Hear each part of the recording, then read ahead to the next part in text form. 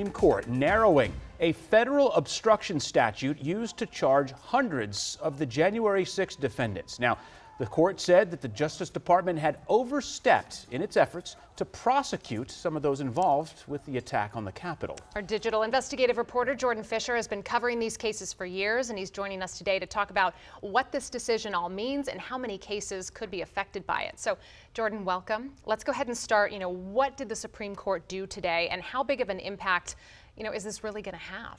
All right, so Adam said what the court did today was narrow it. That's absolutely correct.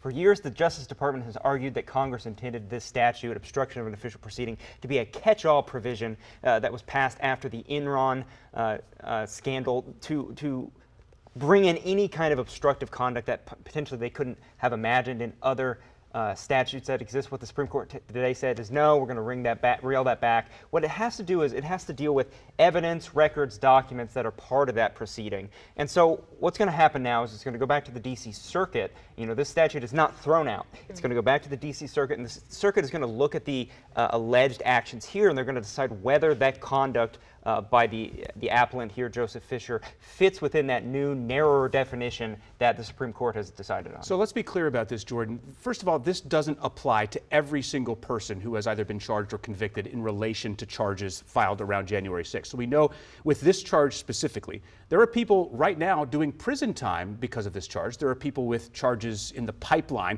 And this is also one of the charges that President Trump is facing in his. So the question here is sort of a catch-all. What happens, first of all, to the people who are already in prison on this charge? Right. So there's a lot of different buckets. There's this big bucket. There's 1,500 total cases, including arguably former President Donald Trump.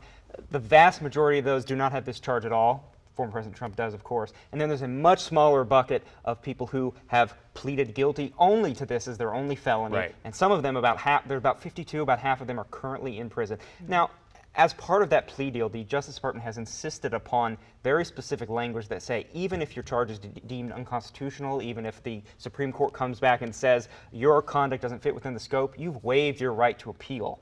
Now, that doesn't necessarily mean you don't have a route to go through the courts, but it makes it much harder.